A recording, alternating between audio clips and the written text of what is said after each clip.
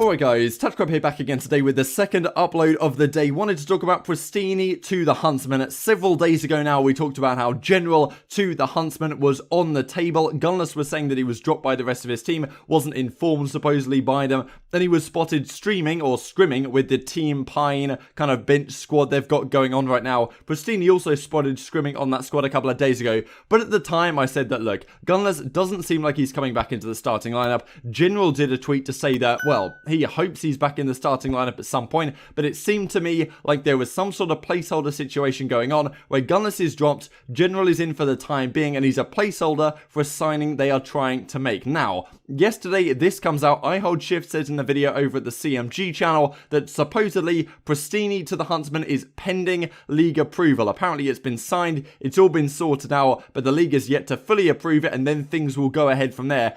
Interesting given that usually a lot of the signings we've seen have been announced pending league approvals. They'll be announced already having been in pending league approval state. But supposedly this is the case. Shift is a pretty reliable source, of course, well-known amateur caster and was on the CDC Challenger stuff last weekend. So pretty well connected. This may well indeed be true. And at the time I said that this seems to me highly likely. Prestinni being on the bench right now. At the time, of course, Florida Mutineers having just won their series, they were probably thinking, or, you know, just, when they won the Dallas home series a couple of weeks back, they were obviously thinking, look, we don't need Prestinni anymore. Mork seems to be working fine in the squad, but having to make this change and having a poor weekend here with their own home series, it seems like that Prestinni could have been an option for them, but maybe they've already shipped him off. So, and of course, from the Huntsman side, it seems to be a change that makes sense, reuniting the brothers, Prestinni and Arcetes, world champions, of course, from the last season on the United squad, and having done so much throughout their career as well. And in terms of vibes, and in terms of chemistry, and in terms of roles,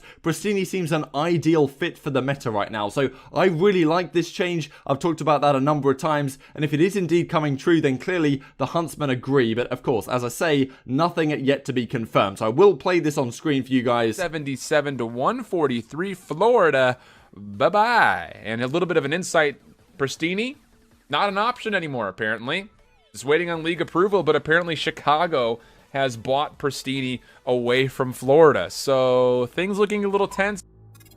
All the relevant links will be down in the description box below as always. And as Corona CDL Intel here says, can't say I've heard this yet, but I have heard Prestinni's name being thrown around. Wasn't to Chicago though, which is pretty interesting. Clearly other teams keeping him on the table. Maybe a team like Seattle was interested, for example, given their situation right now. But yeah, Prestinni to Huntsman makes sense, right? So let's have a look at the current Huntsman squad they have right now. Scump, Formal, Arcetes, Envoy, General, Gunless, Embos, and Cinder is the current lineup. So of course, look, you look at this 5-man squad, you've got Formal, who's currently the main AR player, Arcetes in more of a flex role, Scump on Envoy on the SMGs, and if you look at pretty much any other team right now, and as we've seen with General playing in this SMG role, you really need another sub, right? And Gunless isn't a particularly natural sub, he's not a particularly natural, fast, aggressive, filling holes and making space kind of SMG player, but Prestinni has been that throughout his career, right? You look at Prestinni on that United squad last year, it's easy to forget this guy is a reigning world champion, right? And of course, he was on a team with Claystar, Arcetes, Simp, and Abizi. You could say, okay, of course he's a world champion, right? But Prestinni obviously had an important role to play in that squad.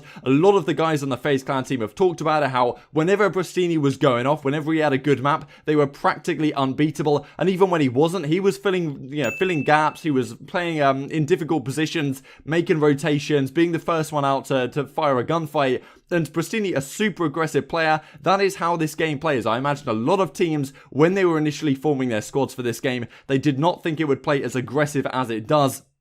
And as it turns out, Prestinni is probably a very valuable player. Earlier this season on Florida, he did have one really good event where I think they made a final with Prestinni on the team, but then they made the switch out for Pharaoh, and of course they seem to get better from there, but now maybe have regressed somewhat at their own home series, playing pretty poorly. Prestinni sitting on the bench thinking, what the hell do I do? Huntsman might have been looking out and saying, look, our chemistry isn't that great with Gunless on the team right now. Scump, of course, we're never going to get rid of him. Formal can just never go to the bench in theory, given like what a name that is on the squad. I just don't think that's ever going to happen, even if that might have been the best move, right? You could argue Formal on the bench Prestinni in the squad, RCT's on the main AR, could be a better team than Formal on the main AR, and RCT's playing this weird flex role. But then again, you've maybe seen this past weekend with Dashi and Slasher that Dashi can use the SMG to good effect, and RCT's has kind of proved that he can do that as well to some degree. And a lot of pros saying that the MP5 is more than just a normal SMG, right? Given it can just map people across the map in 5 bullets, when an M4 takes 6, right? And of course, we talked about the other day, wallbang straight through Azir Cave, the entire cave, right? When an M4 can't do that. So,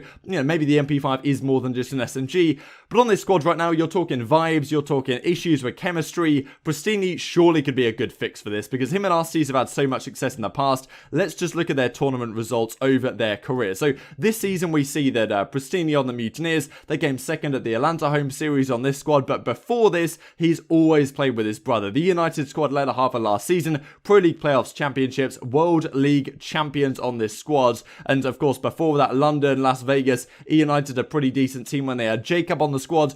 World War II days wasn't quite as profitable for them, but they did have a pretty decent run with this felony team.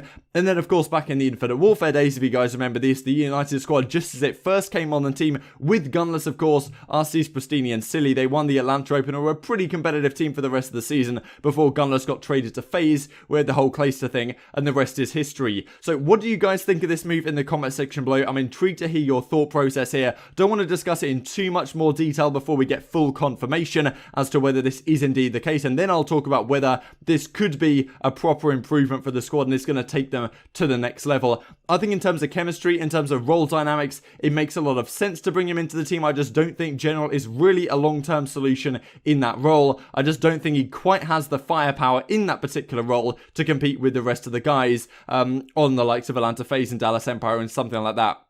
But in terms of a role filler, you look at Scump and Formal throughout their career, they've always had a guy like, for example, Karma on the team that's going to play the, the dirty work type of role that people always talk about. Doesn't necessarily exist as much nowadays, but a selfless player is key. And I think teams having selfless players tend to do a lot better than teams that don't. And I don't really think the Chicago Huntsmen team had that kind of player in the current lineup. Prestinni would definitely be that guy, and teaming with his brother again could be a recipe for success in terms of team chemistry. So if that does get confirmed, of course, I'll be the first, or I'll try and be the first, to let you know. Let's talk about this past weekend as well. We had the amateur stuff go on. Thought this was a kind of funny tweet from Nagafen here. Your teammate does this, map 5, what you do. So playing with Dav Paddy here. They ended up actually winning the weekend, as we will discuss in a second. But look at this play. He's up 5-4. He tries to jump to top. Honestly, I've never had any issues getting up there, so I don't know why. Flies out and just, dies with the sniper in hand. And anyway, it goes round 11. But that's not exactly the end of their weekend. So let's talk briefly through the amateur stuff. Renegades win it in the APAC region. Not really a surprise. They've won it for probably the 4th, 5th week in a row now. So yeah, this is the Florida Mutineers home series challengers side. Of course, next weekend there will also be another Challengers Cup. So we've always got stuff and Call of Duty to cover here. So yeah, Renegades win that one. Then in the European region, it's El Jeffa. We have the effectively Royal Ravens Academy squad. Train Hard in 2nd and Singularity in 3rd. Pretty interesting. And War down in 4th actually. So yeah, some 2 new squads kind of at the top. Singularity and War have pretty much been dominating, but they made that change with Chain out the team and Gizmo back into the squad, right? So pretty interesting situation we have right here with Gizmo on the team, not performing as well as you might have expected from Singularity. So yeah, interesting to keep an eye on that going forwards. Singularity got 3-0'd twice here by the excellent of Royal Ravens Academy, and then by Train Hard as well. Or maybe these just written here as 3-0s and we don't really know what the series results are, because I see a lot of win and loss here, but whatever happens, that's how it turned out. And then we look at the North American region. We have the Triumph team with Dab Paddy and that clip I just showed you guys. Nagafen, Fellow, Royalty, and Stanley, Machilla as coach, baby, winning it in the North American region. Wester in 2nd place, and Parasite's team down here in 5th, 6th, just falling outside of the money here with Get Busy and Carnage Gaming. So a lot of good teams up here. We'll have to see how things go next season. Of course, a lot of blue names here, because they pretty much all have Gamepedia pages, guys that are at the top of their craft, you could argue, like this. So yeah, interesting to see how these teams develop going forwards. Nagafen, Fellow and Co finally getting on top of something, but we'll have to see next weekend, because the Challengers Cup is a fair amount more money than just these home series. I think the home series total is like 20 grand, whereas the Challengers Cups are like 50 grand spread across the multiple regions. So, it's pretty good payday for some of these guys.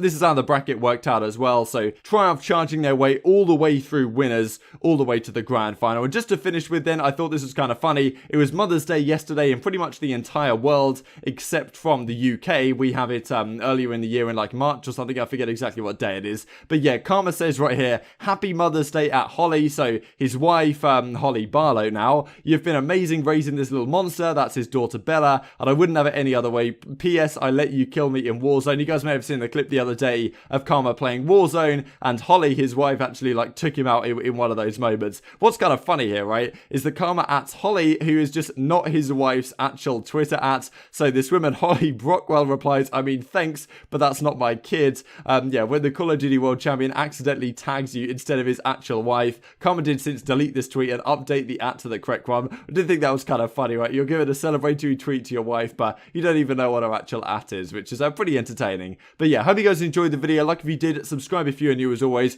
Really intrigued to hear your thoughts on this potential Prestinni move in the comment section below. I know a lot of you guys have mentioned it to me as a possibility to make this team and to step this Huntsman team up to the next level. I definitely think they have to do that right now to compete with the Atlanta FaZe and the Dallas Empire especially, and some other teams, the likes of OpTic Gaming, Toronto Ultra, etc., Subliners for example, who are getting much better. That Chicago I think would have some trouble with right now, and especially given their position in the league standings. Thanks for watching, stay safe, I'll see you next time.